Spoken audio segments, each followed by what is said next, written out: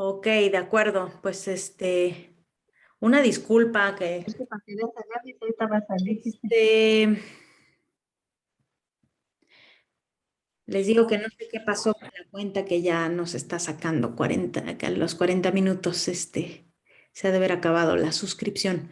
Pero bueno, muchas gracias a todos por haber entrado otra vez.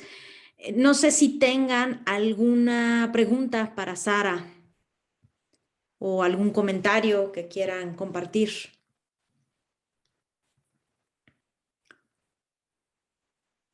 Ok, te felicitan, excelente trabajo, Sara. Muchas gracias, David.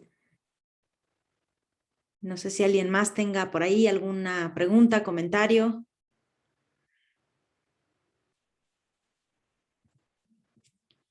Bueno, sí, sí, Ana, adelante. Hola, buenas noches. Buenas noches. Tengo una duda. Veo que están presentando trabajos que hacen investigación de la microbiota con modelo murino y yo había revisado que hay una gran diferencia en la organización del sistema gastrointestinal del modelo murino con humanos. Pues ellos tienen, por ejemplo, nosotros tenemos las células de Paneth que se excretan compuestos antimicrobianos y los ratoncitos pues no las tienen, y también las mucosas son muy distintas. Entonces, sí sí se puede ser como viable estudiar ese modelo para luego tergiversarlo a humanos.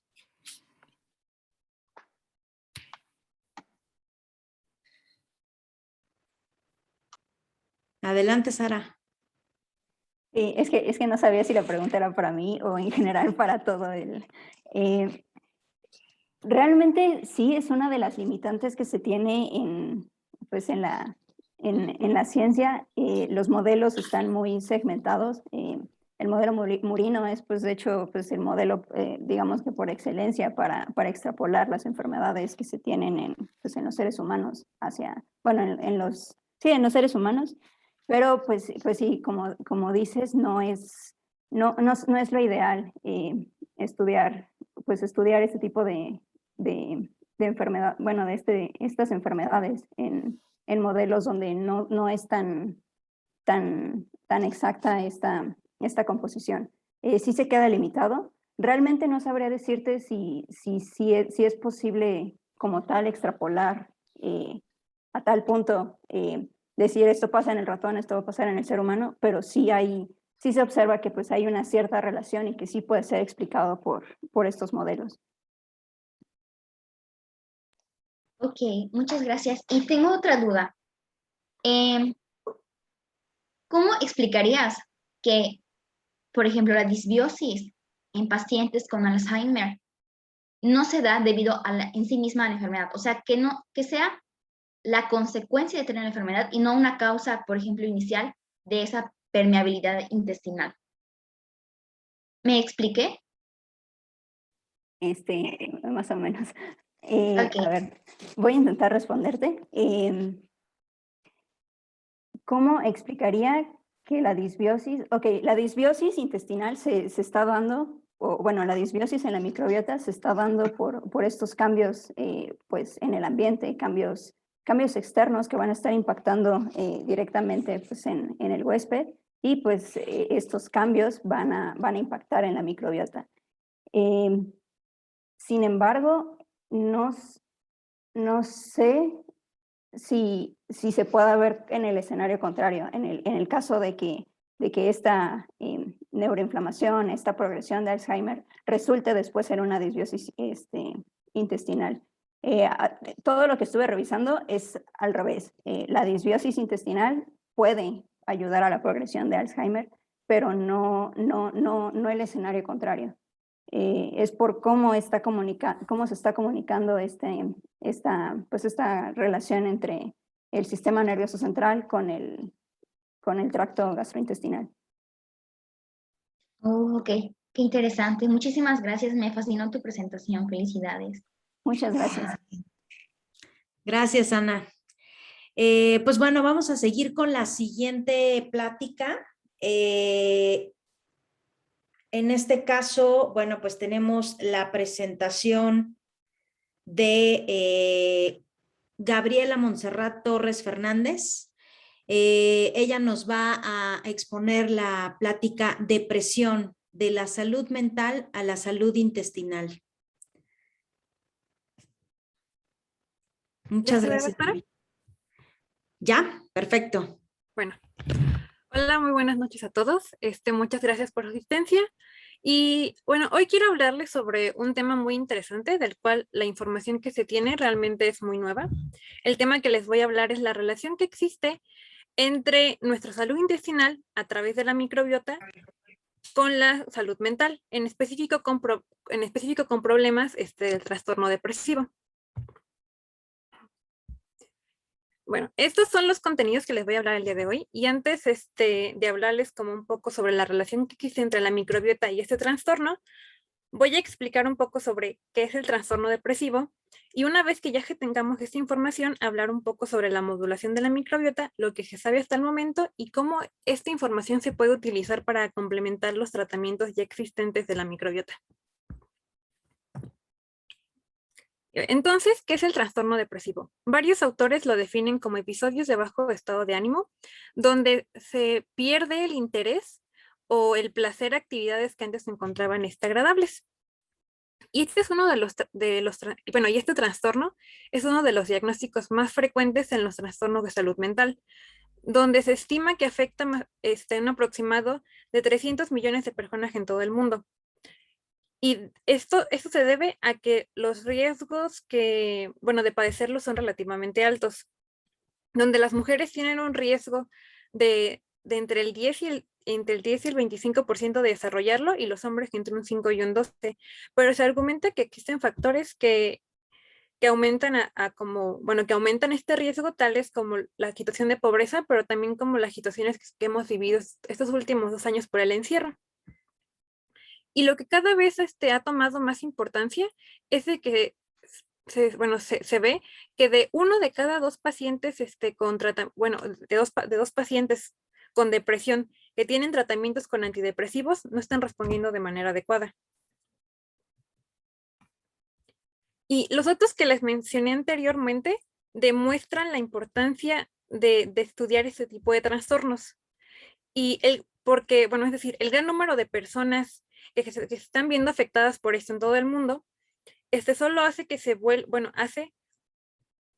más relevante para las investigaciones, para los investigadores en todo el mundo, conocer acerca de esta enfermedad y pues obviamente del tratamiento que se le puede dar, ya que pues actualmente pues los únicos tratamientos como que se usan son la parte de los fármacos antidepresivos, que como les había mencionado, en algunos casos lamentablemente estos ya no están siendo eficaces para tratar este trastorno.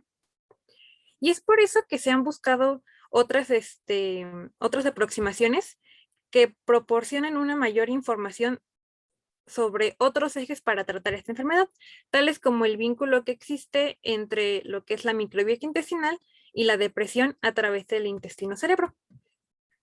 Y antes de continuar, y por si igual hay una persona como que no le ha quedado realmente claro qué es la microbiota se define como el conjunto de microorganismos, ya sean bacterias, virus, hongos, entre otros, que están presentes en un entorno definido, sea cualquier parte del cuerpo como la piel, pero en este caso yo me voy a centrar en la microbiota del intestino. Y bueno, deben saber que la microbiota intestinal pues es dinámica y que depende de una combinación de muchísimos factores, como es la genética, el metabolismo, la edad, la dieta, la administración de medicamentos tales como los antibióticos y el estrés que tiene como cada persona. Pero a pesar de que hay una serie como de factores que cambien tu composición de la microbiota, cada día se sabe más que esta es muy necesaria para funciones de nuestro organismo. Y yo creo que con las pláticas que hemos tenido el día de hoy, como que han quedado más claro como cuál es el impacto que tiene. Empecemos como por ejemplo las bacterias, que nos van a ayudar a la descomposición de alimento, y ya sea con sustratos como la fibra, van a ayudar a la producción de ácidos grasos de cadena corta, que si recuerdan como todas esas propiedades benéficas que les había mencionado Sara, pero estos ácidos grasos de cadena corta son tan necesarios como para la producción, por ejemplo, de mucosa del intestino, también para la parte de implicaciones de energía, del sistema inmune y para tener una protección en nuestra barrera del intestino. Y también se ha visto que la microbiota pues, va a tener una relación tanto con el sistema nervioso, el sistema inmunológico y también para una cierta, bueno, esto a través de una serie de producción de moléculas, pero eso lo voy a comentar en un momento más. Y como que ya no me voy a enfocar tanto en la explicación del eje intestino-cerebro porque ya lo han tomado en las prácticas anteriores y no quiero sonar como muy repetitivo, pero solamente quiero destacar en esta diapositiva que debido como a la importancia que tiene la microbiota en procesos tan relevantes en nuestro organismo, fue que se comenzó a estudiar la microbiota intestinal en una parte como si esta podía tener una regulación en el cerebro y fue como se llegó a lo que conocemos hoy como el eje intestino-cerebro. Y bueno, debido como al poco tiempo que dispongo, solamente les voy a platicar como de 3 mecanismos que se han sugerido para describir cómo es que la microbiota intestinal puede influir en el trastorno depresivo. Y primero tenemos a la inflamación gastrointestinal, la cual pues se ha relacionado con la inducción de un comportamiento de ansiedad. Esto lo han visto tanto en modelos de humanos como en modelos de ratones.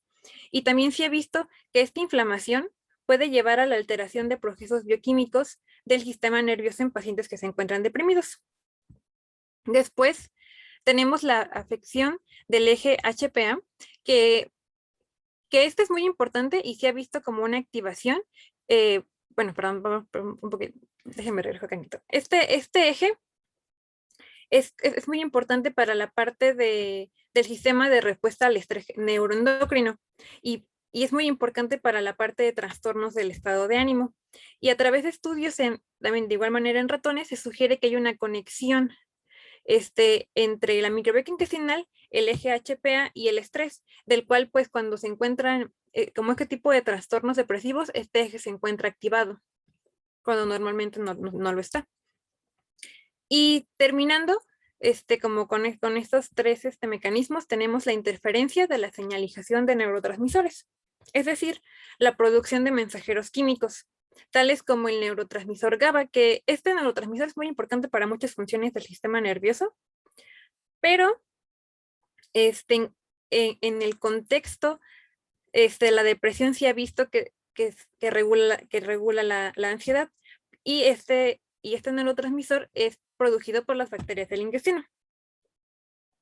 Y también existen otros neurotransmisores que los producen, bueno, que también se pueden producir por parte de la microbiota intestinal, como es la serotonina, la norepinefrina y la dopamina, que seguramente en algún lado ya las han escuchado antes, porque pues que estas se encargan de regular el estado de ánimo.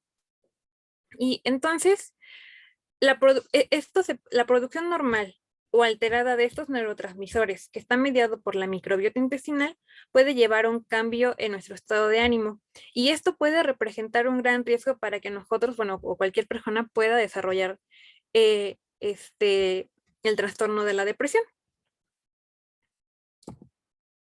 Y ahora quiero hablarles como algo que está muy relacionado también con lo que dije en la diapositiva anterior, que es algo que ocurre con la microbiota y nuestro intestino cuando los niveles de estrés son muy altos y son constantes en nuestra persona.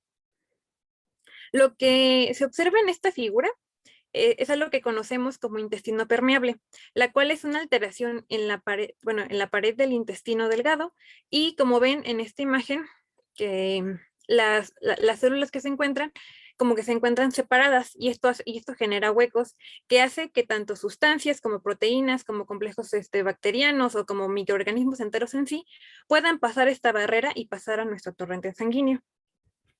Y como patología del intestino permeable puede ser producido por el estrés y el paso de productos bacterianos al torrente sanguíneo que normalmente no deberían encontrarse ahí, va a provocar que se active nuestro sistema inmune, que también se active el eje HPA, que es el que les había mencionado anteriormente, que se ve activado cuando en las personas con depresión. Y también este intestino permeable que permite el paso al torrente sanguíneo va a provocar la inflamación, que como, que como también les había mencionado anteriormente, esto se ha visto influenciado con el trastorno depresivo. Y también este suceso puede provocar lo que se llama, lo que conocemos como disbiosis, que como ya les había mencionado Sara, son cambios en los patrones de la microbiota. Y esta disbiosis se ha visto que puede también activar el sistema inmune a través de la parte del intestino-cerebro y que potencialmente puede producir síntomas psiquiátricos. Y entonces estas alteraciones que se dan por el estrés pueden alterar, o pueden, bueno, son suficientes para alterar nuestra homeostasis conductual. Por lo que el estrés no únicamente nos afecta en el momento de que nos sentimos pues con estrés, como muy ansiosos, sino que también tiene consecuencias muy graves a la larga, como lo que es el intestino permeable, que ya una vez que lo tenemos es un poco, bueno, no es imposible, pero es un poco complicado de tratar. Y bueno, gran parte de la plática como que les he estado comentando sobre cómo es la regulación negativa de la microbiota con este trastorno. Pero la microbiota y la información que se ha obtenido a lo largo del tiempo se puede aprovechar para tratar el trastorno depresivo. Y existen varios métodos que se han explorado para tratarlos. Y les voy a comentar brevemente 4. Primero tenemos el trasplante de la microbiota, que es algo que también ya había tomado Sara en la presentación anterior, pero así como hemos escuchado que existen trasplantes de corazón, de riñones, de sangre, pues también se puede trasplantar la microbiota fecal, es decir, la microbiota que se encuentra en heces de individuos saludables que no padecen del trastorno depresivo, se puede trasplantar, es decir, dárselo a pacientes, bueno, a individuos que sí tengan este trastorno. Y esto lo hacen con el supuesto de que las personas sin depresión pues van a tener como las bacterias adecuadas para que todo esté regulado y tanto la producción de los compuestos o de los neurotransmisores como esté en su mejor forma. Y cabe aclarar que esto únicamente se ha hecho en modelo de ratones, por lo que faltan más estudios para que pueda hacer un tratamiento real, pero todo indica como que va por buen camino, pero sí son como cosas que se tienen que como estudiar cuidadosamente. Otro que tenemos son los cambios en la dieta, que igual a lo largo de estas charlas, como hemos visto el impacto que tiene el hecho de tener una dieta balanceada, diversa y alta en fibra. Porque igual como les he mencionado anteriormente, la fibra la van a tomar las bacterias para producir ácidos grasos de cadena corta, que va a tener muchas implicaciones como la producción de la mucosa, de energía y del sistema inmune, pero también se ha visto que puede ser precursor para la serotonina, que pues, es un neurotransmisor que eleva el estado de ánimo. Otro que tenemos es el uso de los probióticos, que los probióticos no son más que microorganismos vivos que tienen que van a conferir un efecto benéfico para la salud del huésped, el huésped siendo nosotros.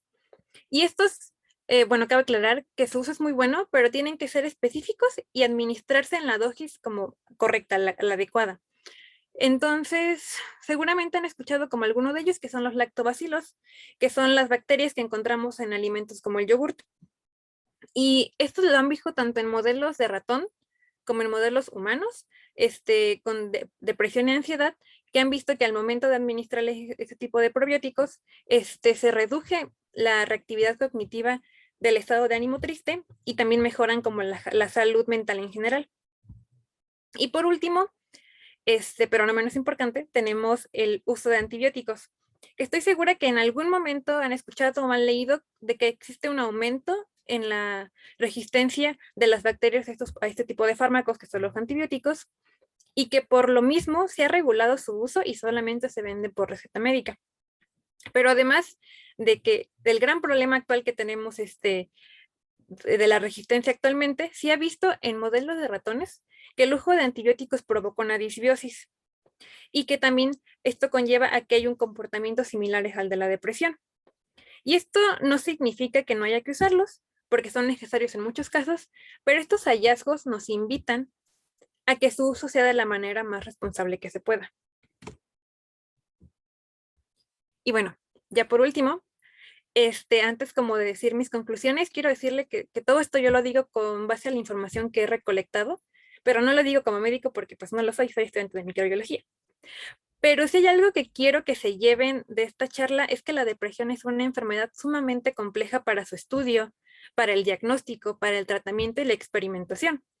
Por eso mucha de la información que yo les compartí se ha hecho en modelos de ratones y se necesitan recolectar una cantidad inmensa de datos para que se pueda llevar a modelos humanos. Pero esta información que existe hoy en día nos ha dado un panorama más grande de lo que es este trastorno y nos ha ayudado a generar mejores aproximaciones para su tratamiento. Y también lo que les quería comentar es que el estudio de la microbiota pues es algo relativamente nuevo en comparación de otros estudios, pero el estudio de la microbiota en relación a enfermedades mentales es todavía más nuevo. Y pues hay muchísimas cosas que todavía no se conocen, pero a raíz de que se ha priorizado y dado a conocer la importancia de la salud mental, es que cada vez más grupos de investigación en todo el mundo se han interesado por ello. Y por último, pues les quiero recordar que en caso de sentir síntomas de depresión, se tiene que acudir con un especialista para llevar a cabo una detección temprana y un tratamiento adecuado. Y que en ningún momento yo les digo que no se tienen que utilizar tratamientos farmacológicos sin basarlo por la pura microbiota, no nada de eso, sino que la información que se tiene puede servir para complementar los tratamientos farmacológicos ya existentes y así poder tener un mejor avance en la recuperación de estos trastornos. Y pues bueno, eso sería todo. Muchas gracias. No sé si les haya quedado alguna duda, me ha ido muy rápido, pero eso sería todo por mi parte. Muchísimas gracias, Gaby. Bueno, pues abro el micrófono, el chat, unos minutitos por si alguien tiene alguna pregunta o algo que quieran comentar. ¿Alguien?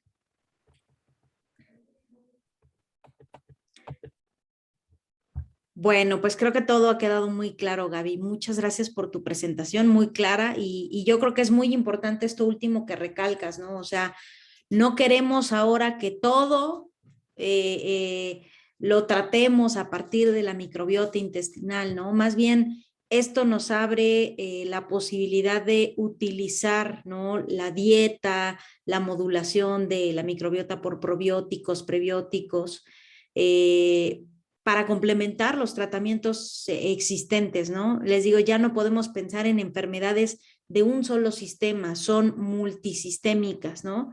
Y tenemos que entonces también pensar en tratamientos multidisciplinarios para poder tratar estas enfermedades. Bueno, pues vamos a dar paso a la última plática de esta noche. Va a ser a cargo de María Fernanda Ramírez Alvarado. Y ella nos va a hablar de un tema súper interesante, que es esquizofrenia, cerebro o intestino, ¿qué frente atacar? Adelante, Fer. Gracias, doctora.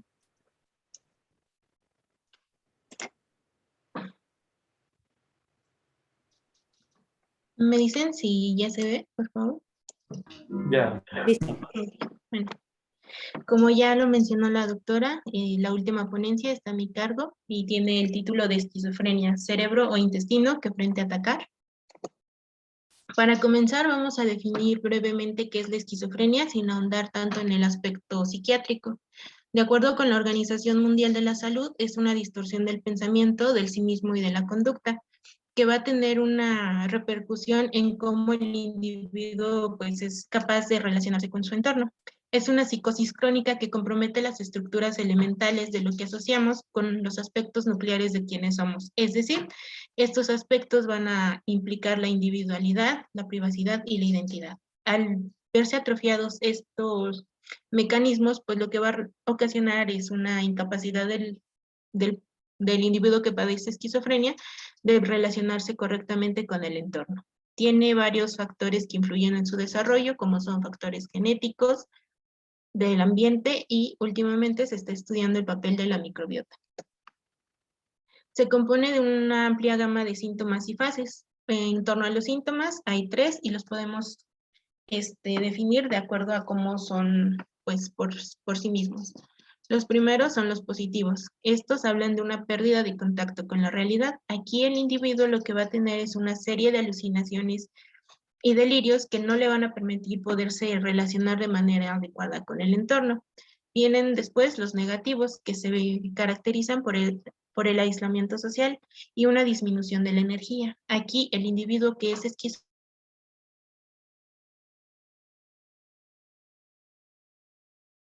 esquizofrénico no va a mostrar nuevas. Finalmente están los síntomas cognitivos, que son una deficiencia de la atención, la concentración y la memoria.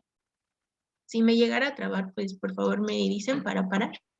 Sí, te trabaste hace un momentito. No sé si gustes apagar tu cámara para que no se vaya a trabar otra vez alguien, que ya te vimos.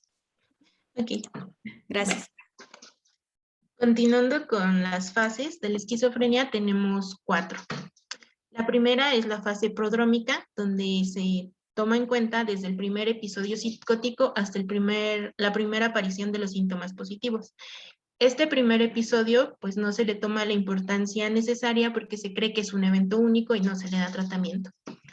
Hasta que pues aparece el primer episodio pues psicótico, del primer síntoma positivo, perdón. Este puede tener una duración de 2 a 6 años, donde el individuo puede presentar otros trastornos como es la depresión y la ansiedad. Entonces todos los síntomas que se den en esta etapa se van a acuñar a justamente este padecimiento. Después tenemos la etapa prepsicótica que va desde el primer síntoma positivo hasta que se da el brote por sí mismo. Aquí vamos a tener 2 fenómenos que son importantes.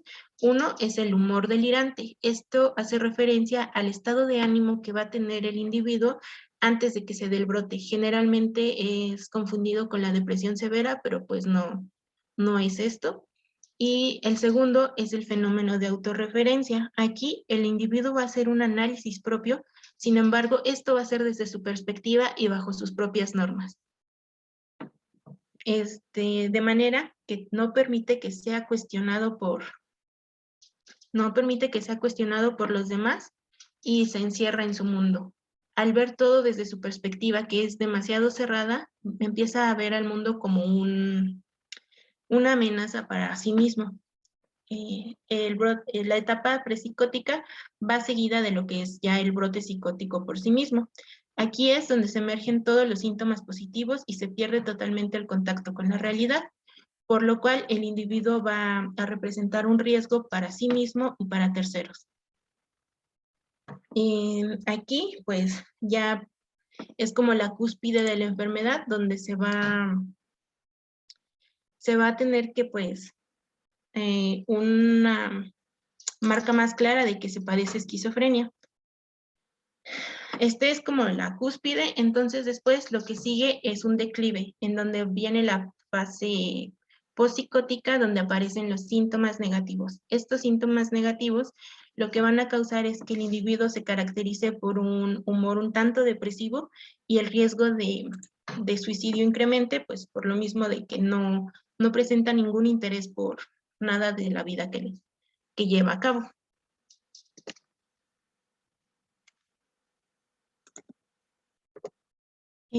Otra parte que es importante recalcar, una vez que ya sabemos un poco de la esquizofrenia, es que la compartimentalización no es sinónimo de incomunicación. Generalmente desde la primaria se nos ha enseñado que el cuerpo se estudia mediante sistemas, el sistema digestivo, sistema respiratorio, sistema endocrino, etc.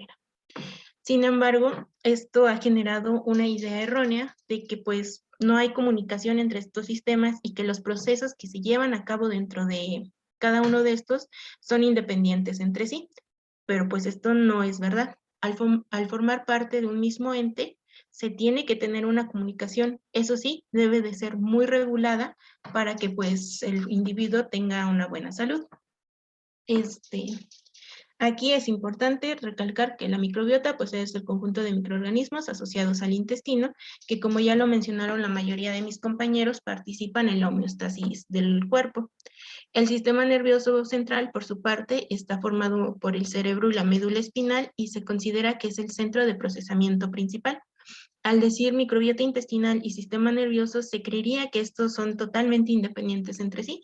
Sin embargo, no es así, porque pues ya se ha descrito que el eje intestino-microbiota-cerebro es una especie de puente que sirve para la comunicación de ambos componentes, y este es regido por el nervio vago, lo cual nos permite que haya una comunicación bidireccional tanto de la microbiota al comportamiento como del comportamiento a la microbiota.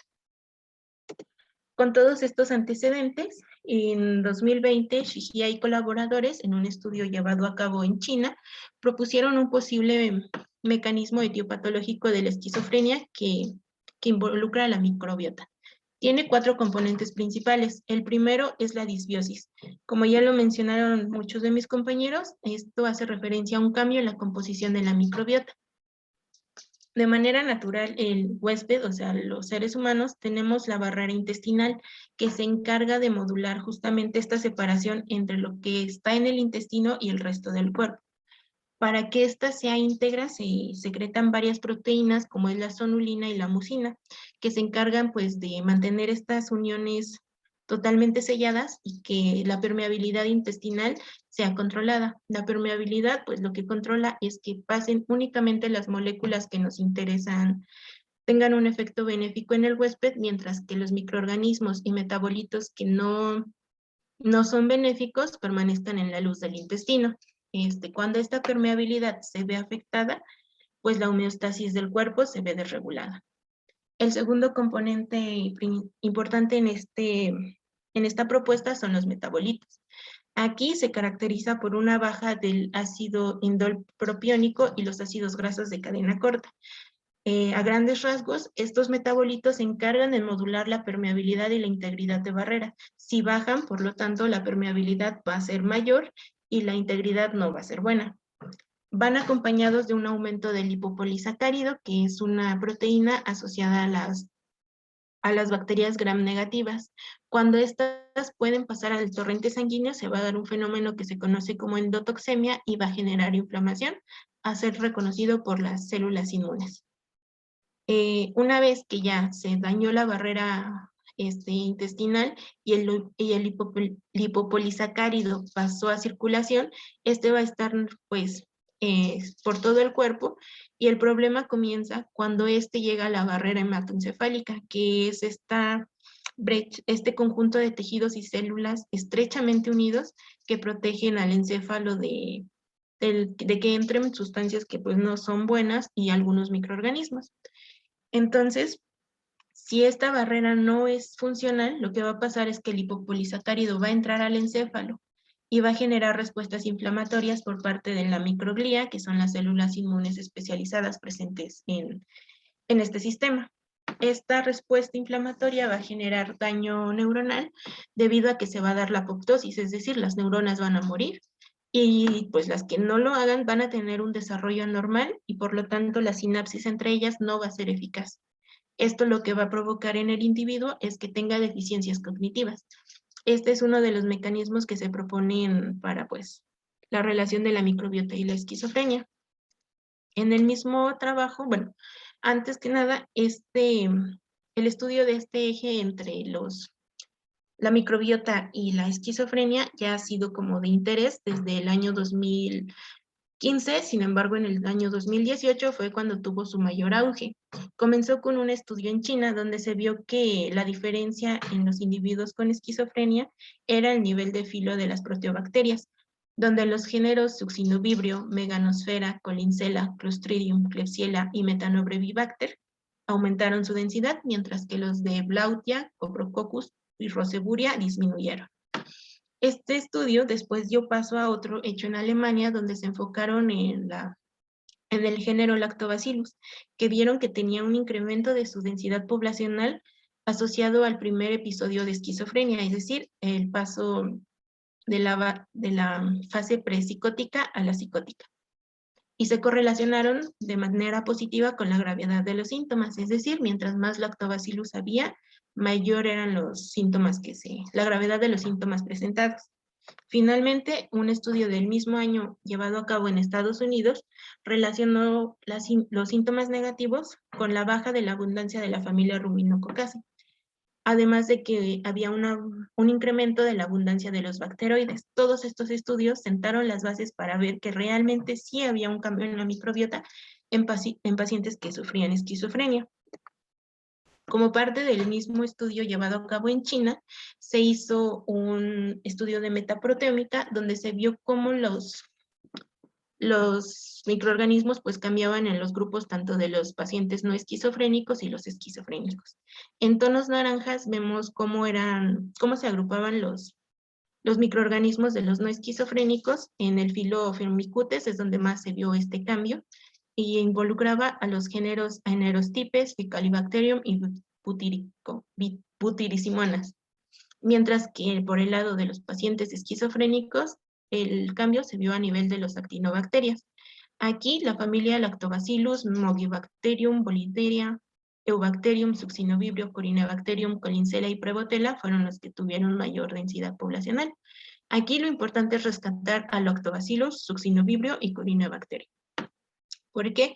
Porque este estudio metió una nueva variante en donde asociaron la densidad poblacional de estos géneros bacterianos a la gravedad de los síntomas. Y aquí se vio que mientras más succinovibrio tenían, más graves eran los síntomas positivos, que son estos de alucinaciones y delirios. Mientras que también iban acompañados del lactobacillus, que se vio enriquecido cuando se dio el primer brote psicótico de los pacientes, además de que igual tenían una relación positiva con los síntomas de delirios y alucinaciones. Por otra parte, en la familia de Corinebacterium se vio que tenía una relación negativa con los síntomas de depresión y aislamiento. Es decir, mientras menos población de Corinebacterium había, los síntomas que te ponen en riesgo de suicidio, también estos incrementaban. Entonces, lo que abre a la pregunta de si era un potencial tratamiento para la esquizofrenia. Entonces, para resumir, tenemos número 1, que se ha visto que hay un cambio en la microbiota en trastornos del sistema nervioso central. Número 2, existe una diferencia en la microbiota de pacientes esquizofrénicos y no esquizofrénicos. Número 3, que la severidad de los síntomas se pueden modular en torno a la microbiota.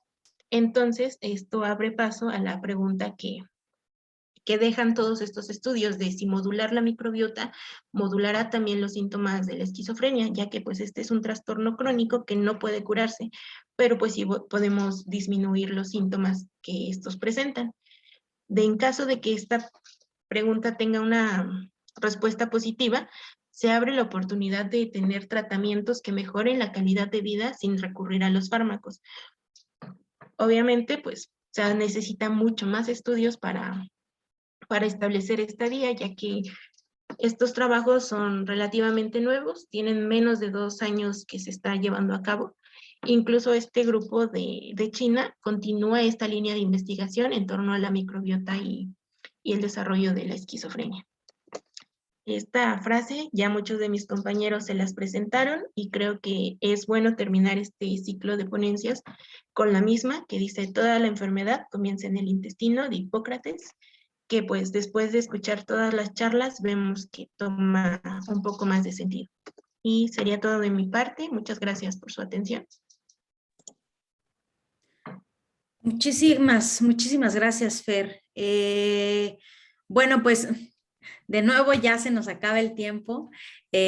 Por favor, les pido a todos se vuelvan a unir en una última sesión. Ya es la última, nada más para ver si pues existe alguna pregunta para Fer y pues podernos despedir. Sí, muchas gracias. Y en la misma, por favor.